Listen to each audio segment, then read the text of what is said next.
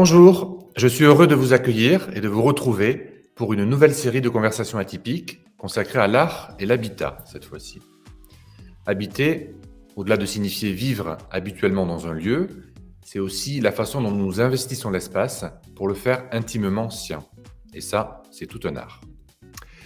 Aussi, je vous propose de traiter dans ce numéro de l'impact de l'art sur notre habitat, en compagnie d'Amélie Duchalard, galeriste 2.0 et fondatrice d'Amélie Maison d'Art, qui expose des artistes au sein de ses habitations, de Pierre Watt, historien de l'art.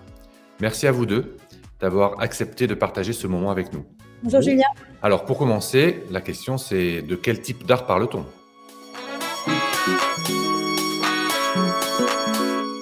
La source d'inspiration d'œuvres d'art domestiques que l'on a chez soi est d'abord souvent familiale. Je m'explique, c'est lorsqu'on a effectivement grandi entouré d'œuvres, d'objets d'art, de mobilier rare, d'objets étonnants, on a cette sensibilité qui s'est développée.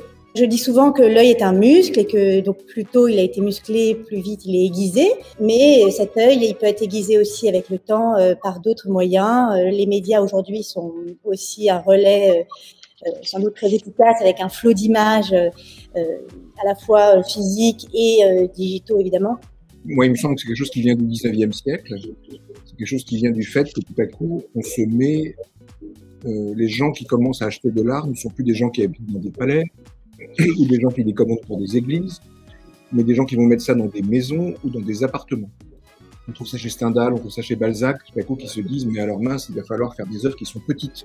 Et il me semble que beaucoup d'artistes, par exemple ceux qui font encore aujourd'hui des tableaux, ce qui n'est pas forcément une pratique aussi dominante qu'avant, sont aussi des gens qui peignent précisément pour la maison, des œuvres avec lesquelles on va vivre. Ce n'est pas du tout pareil qu'une œuvre qui a comme destination mentale le musée.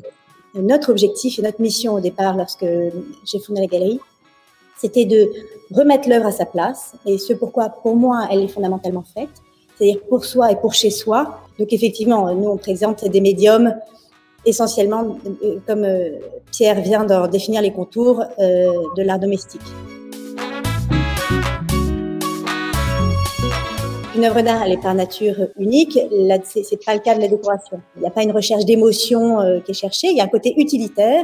Je pense que l'œuvre d'art a une vocation plutôt gratuite, si ce n'est que de générer une émotion et de créer une interaction avec son spectateur. Mais voilà, il n'y a pas de fonction utilitaire dans l'œuvre d'art. En revanche, il y a toute une série d'œuvres d'art qui assument, voire revendiquent précisément le terme de décoratif comme un terme positif.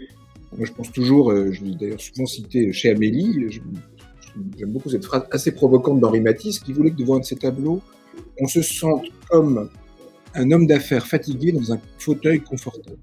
On voit bien l'image, tout à voir avec le fait, tout à coup, de la personne qui a couru toute la journée et qui, chez elle, à un moment, peut vivre exactement le contrepoint de sa journée, c'est-à-dire cette espèce d'arrêt, de contemplation, de repos. Vous avez évoqué, Julien, en introduction, qu'effectivement, la galerie, donc Amélie Maison d'Art, montre des œuvres dans des espaces qui sont habillés comme des maisons, qui sont des appartements, et on reçoit des collectionneurs dans des lieux de vie, en fait.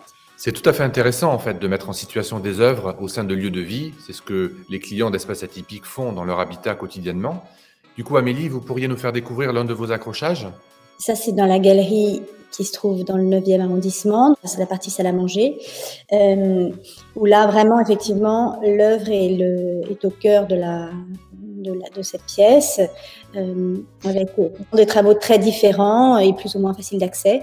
Mais il y a un jeu visuel, voilà, je pense, qui fonctionne bien, un accrochage assez solaire, je dirais. Moi, j'insisterais beaucoup sur la différence qu'il y a entre ce que j'appellerais l'image et on vit dans un monde sursaturé d'images, hein, on vit dans un monde quasi virtuel, plus que jamais depuis un an en plus. Et là, dans une image comme celle-là, d'un accrochage chez Amélie, on a différents temps de décélération. Chacun d'entre eux demande précisément un rapport contemplatif, de durée, et aussi de baisser un petit peu sa garde. Ensuite, moi je crois que la question fondamentale, c'est un ami peintre qui m'a appris ça, il me disait, la question, c'est pas qu'est-ce qui est de l'art, qu'est-ce qui n'est pas de l'art, la question c'est qu'est-ce que je demande à l'art. Et donc, certaines personnes vont demander aux œuvres d'art cette dimension décorative sans que ça soit péjoratif. Et Bien sûr. comme elles sont, dans ce dont on parle, intégrées dans des espaces de vie, l'œuvre comme un élément du décor global, c'est quelque chose de très fondamental. Et puis il y a d'autres gens qui vont demander au contraire à l'œuvre d'avoir une espèce de présence très transgressive par rapport à un décor intérieur. Et moi, je constate dans l'immobilier en tout cas que le processus d'acquisition finalement d'un bien immobilier, il est assez semblable au processus d'acquisition d'une œuvre d'art.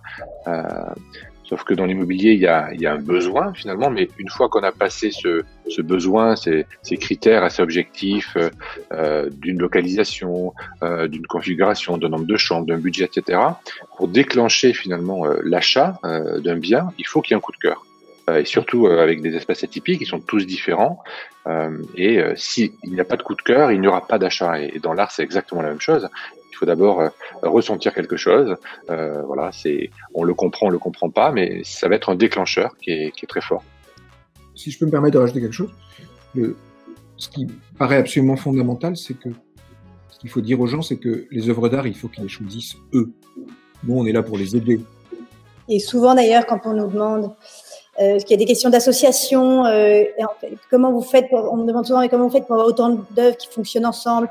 En fait, quand une œuvre est choisie par le même regard, avec la même sensibilité, avec la même sincérité dans le choix, en fait, ça fonctionne. Il n'y a pas de, il y a pas de règles, il n'y a pas de contraintes. C'est pour ça que la question de faire son cheminement à soi et vraiment d'accoucher de son choix est fondamentale.